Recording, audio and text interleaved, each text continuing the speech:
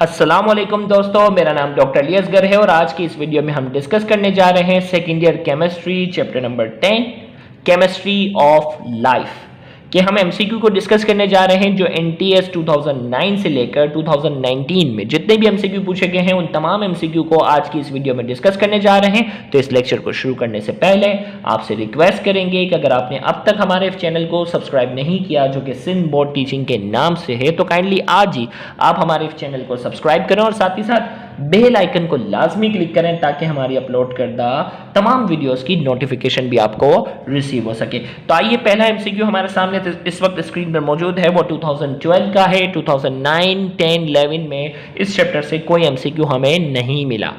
2012 से आने वाला पहला सवाल है, dash is needed in thyroxine the hormone of thyroid gland. इनमें से कौन सा एलिमेंट है जो हार्मोन्स ऑफ थायराइड ग्लैंड के लिए जरूरी है? मैग्नीशियम, पोटेशियम, कैल्शियम, आयोडीन और जिंक। बायोलॉजी वालों के लिए तो ये एमसीक्यू बहुत ही आसान है, इंजीनियरिंग वालों के लिए हो सकता है थोड़ा सा नया हो। तो सबको मालूम है आयोडीन जो है वो थायराइड हार्मोन के लिए बहुत जरूरी होता है। इस एमसीक्यू का करेक्ट आंसर हमारे पास है ऑप्शन डी। 2012 के बाद हम चलते हैं 2013 की तरफ और देखते हैं कि इस चैप्टर से कौन सा एमसीक्यू पूछा गया है। हम उसकी तलाश में हैं और इस वक्त हमारे सामने स्क्रीन पर एक स्ट्रक्चर बना दिया गया। अब ये स्ट्रक्चर है, इसमें कहा जा रहा है ये इज अ स्ट्रक्चर ऑफ, ये स्ट्रक्चर किसका है? तो याद रहे ये विटामिन्स वाले टॉपिक से जो है ये स्ट्रक्चर ले लिया गया है और उसमें पूछा जा रहा है कि ये कौन सा विटामिन है और इन तमाम के केमिकल नाम्स भी दिए गए हैं। ए में कहा जा रहा है मेनाडायोन, बी में कहा जा रहा है अल्फा टोकोफेरोल, सी में कहा जा रहा है कैल्सीफेरोल, डी में कहा जा रहा है थाइमीन और ई में कहा जा रहा है पैराडॉक्सिन। तो ये स्ट्रक्चर जो आपके सामने है इस वक्त ये मेनाडायोन का ये बाकायदा स्ट्रक्चर आपके सामने है। तो विटामिन्स वाला टॉपिक जब आप टेक्स्ट बुक से पढ़ेंगे तो इसमें स्ट्रक्चर आप देखेंगे तो यही टेक्स्ट बुक में स्ट्रक्चर बना हुआ है। तो ए इज द करेक्ट आंसर। फिर इसके बाद 2013 के बाद हम चलते हैं 2014 की तरफ और देखते हैं कि इस चैप्टर से कौन सा एमसीक्यू पूछा गया है। इसमें कहा जा रहा है monosaccharides contain dash carbon atom. Monosaccharides में कितने कार्बन एटम होते हैं? ए में कहा जा रहा है 2 to 3, बी में कहा जा रहा है 3 to 10, सी में कहा जा रहा है 5 to 20, डी में कहा जा रहा है 20 to 25, ई में कहा जा रहा है ओनली 5। तो मोनोसेक्राइड्स के अंदर कितने कार्बन एटम होंगे? तो इस एमसीक्यू का करेक्ट आंसर हमारे पास है option B, 3 to 10 carbon atom तक मोनोसेक्राइड्स में होते हैं। तो इसका करेक्ट आंसर हमारे पास है ऑप्शन बी। फिर इसके बाद हमारे पास जो है अगला एमसीक्यू हमारे पास है 10 पे, विच ऑफ द फॉलोइंग, एक मिनट थोड़ा सा गूगल करते हैं, which of the following is are correct about ascorbic acid. इनमें से कौन सा स्टेटमेंट जो है वो एस्कॉर्बिक एसिड के हवाले से जो है वो करेक्ट है? ए में कहा जा रहा है सोल्यूबल इन वाटर, बी में कहा जा रहा है easily destroyed by oxidation, C में कहा जा रहा है its deficiency causes anaemia, D में कहा जा रहा है it helps in healing the wound, E में कहा जा रहा है ऑल ऑफ द अबव। इसमें कहा जा रहा है कि कौन सा स्टेटमेंट जो है वो एस्कॉर्बिक एसिड के हवाले से जो है वो करेक्ट है।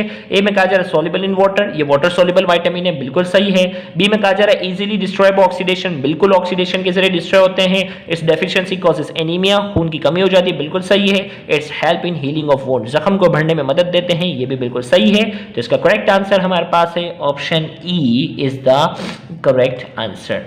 तो इस एमसीक्यू का करेक्ट आंसर जो 2014 में पूछा गया है option E is the correct answer. 2014 के बाद हम चलते हैं 2015 की तरफ और देखते हैं कौन सा सवाल पूछा गया है इस चैप्टर से। तो आइए हम बढ़ते हैं 2015 की तरफ। तो 2015 का आपके सामने इस वक्त स्क्रीन पर सवाल है। थोड़ा सा कैमरा हम फोकस कर लेते हैं, एक मिनट। ओके, हो गया। Sucrose is non reducing sugar because, sucrose जो होता है वो नॉन रिड्यूसिंग शुगर है, क्यों? ए में कहा जा रहा है it does not exist in open chain form, B में कहा जा रहा है carbonyl group are not free to reduce Fehling solution, और सी में कहा जा रहा है they have at least one free carbonyl group, D में कहा जा रहा है दे फॉर्म 1,4 ग्लाइकोसाइडिक लिंकेज और ई में कहा जा रहा है बोथ ए एंड बी। तो उसमें आपने डिफरेंस ज़रूर पढ़िएगा, reducing and non reducing sugar का लेक्चर ज़रूर अटेंड कीजिएगा। तो उसमें कहा जा रहा है कि नॉन रिड्यूसिंग क्यों है, तो इसकी वजह क्या है इसके पास फ्री एल्डिहाइड और कीटोन ग्रुप नहीं होते। तो यहाँ हमारे पास क्या हो गया, does not exist in open chain में नहीं पाया जाता, इस वजह से भी एक कंडीशन होती है। बी में कहा जा रहा है carbonyl group are not free to reduce Fehling, क्योंकि कार्बोनिल ग्रुप इनके पास फ्री नहीं होते, फ्री एल्डिहाइड और कीटोनिक ग्रुप नहीं होते, तो वो फेलिंग सोल्यूशन या टॉलरेंस रिएजेंट को रिड्यूस नहीं कर पाते। तो इस एमसीक्यू का हमारे पास करेक्ट आंसर है option E is the correct answer. फिर इसके बाद जो है वो अगला एमसीक्यू हमारे सामने इस वक्त स्क्रीन पर मौजूद है। इसमें कहा जा रहा है a dipolar charge but overall electrically neutral ion is called. हमने कहा कि वो चार्ज जो डाइपोलर हो लेकिन ओवरऑल न्यूट्रल हो, उसे क्या कहते हैं। ए में कहा जा रहा है ज्यूटेनाइन, बी में कहा जा रहा है यूनिट इलेक्ट्रॉन, सी में कहा जा रहा है कैटाइन और डी में कहा जा रहा है एनाइन। तो याद रहे आपने ज्यूटेनाइन वाला हमारे लेक्चर अटेंड किया होगा तो आपको आसानी पता होगा कि डाइपोलर चार्ज होता है लेकिन ओवरऑल न्यूट्रल होता है, और इसकी एग्जांपल हमारे पास थी अमीनो एसिड। तो इसका करेक्ट आंसर हमारे पास है ए, वो ज्यूटेनाइन कहलाता है। 2015 के बाद हम बढ़ते हैं 2016 की तरफ और देखते हैं कि इस चैप्टर से कौन सा एमसीक्यू पूछा गया है। तो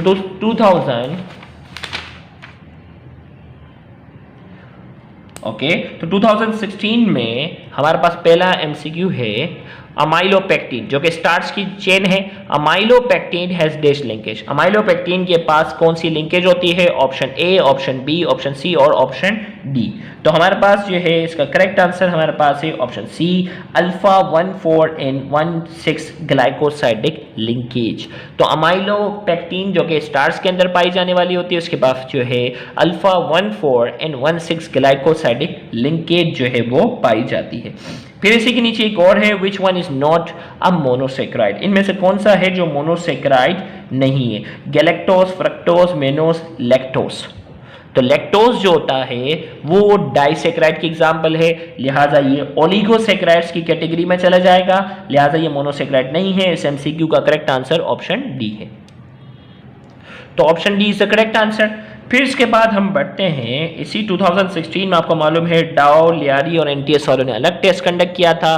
तो आइए हम देखते हैं कि अगला जो लियारी वालों ने टेस्ट कंडक्ट किया था उसमें क्या पूछा है इस चैप्टर से। तो इसमें पूछा जा रहा है फेरेटिन, देखो ये पूरा चार्ट है ना, प्रोटीन वाला जो है ना पूरा चार्ट है। Ferritin deposit iron in spleen, it is an example of. Ferritin जो होता है ना स्प्लीन के अंदर आयरन को डिपॉजिट करता है, लिहाजा ये किसकी एग्जांपल है। ए में कहा जा रहा है स्ट्रक्चरल प्रोटीन, बी में कहा जा रहा है रेस्पिरेटरी प्रोटीन, सी में कहा जा रहा है स्टोरेज प्रोटीन, डी में कहा जा रहा है कॉन्ट्रैक्टाइल प्रोटीन। तो ये फंक्शन के लिहाज से प्रोटीन की कौन सी कैटेगरी में आएगा, हमसे ये सवाल पूछा जा रहा है। तो इस एमसीक्यू का करेक्ट आंसर हमारे पास सी है, स्टोरेज प्रोटीन, क्योंकि ये आयरन को स्टोर करने का काम करता है।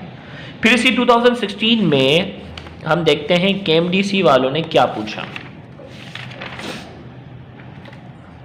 तो केएमडीसी वालों का जो एमसीक्यू है वो ये है, alpha amino acids are compound having carboxylic acid as well as amino functional group attached to the.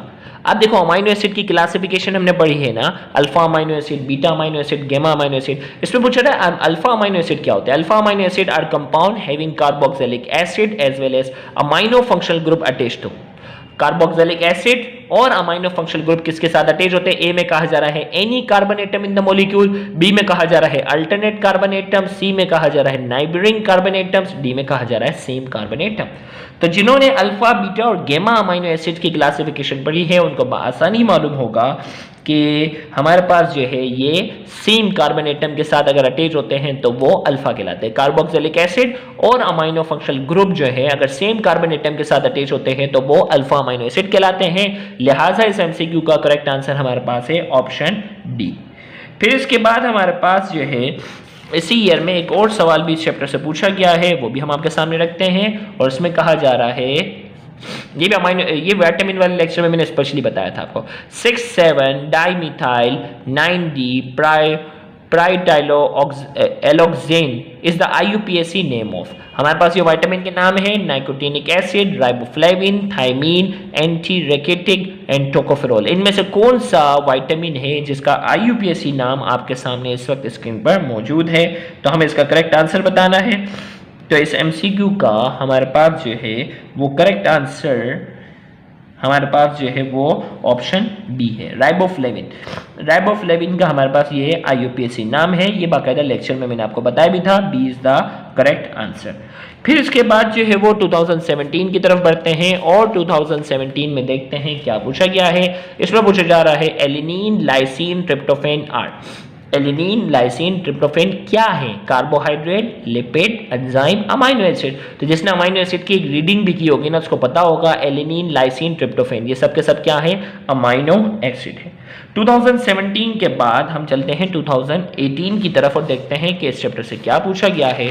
तो 2018 में हमारे पास है which one of the following vitamin is required for normal growth, vision and keep the skin healthy. इनमें से कौन सा vitamin है जो नॉर्मल ग्रोथ के लिए, विजन के लिए and keep the skin healthy, healthy skin को हेल्दी रखने के लिए जरूरी है? विटामिन डी, ऑप्शन ए में कहा गया vitamin E, vitamin A and vitamin के। विजन का जब भी वर्ड आ जाए ना, विटामिन ए ध्यान में रखना, आंखों के लिए विटामिन ए जो है वो बहुत जरूरी है। तो विजन देखते ही आपने पहचान लिया, इसका करेक्ट आंसर हमारे पास है ऑप्शन सी। फिर इसके बाद अगला हमारे पास है, इसी ईयर में एक और सवाल पूछा गया है और वो सवाल भी हम आपके सामने स्क्रीन पे रखते हैं। और फिर ये सवाल जो है हमारे पास है ज़्यूटराइन से। Zwitterion is form when proton goes from. हमें कहा जा रहा है ज़्यूटराइन कैसे बनता है, तो ज़्यूटराइन का लेक्चर आप हमारा जरूर देखिएगा। उसमें क्या होता है कि प्रोटॉन जो होता है वो कार्बोक्सिलिक एसिड से निकलकर अमाइनो ग्रुप के पास जाता है तो ज़्यूटराइन बनता है। तो इस MCQ का करेक्ट आंसर हमारे पास है goes from carboxyl to amino group, B is the correct answer. तो 81 का करेक्ट आंसर हमारे पास क्या है? Option B is the correct answer. तो इसके साथ ही और चैप्टर 2019 में से कोई MCQ हमें नजर नहीं आया। तो इसके साथ ही चैप्टर नंबर 10 से रिलेटेड जितने भी MCQ थे सारे हमने डिस्कस किए। उम्मीद है आज की इस वीडियो से आपको बहुत ज़्यादा फायदा हुआ होगा। Thank you very much. अल्लाह हाफिज़।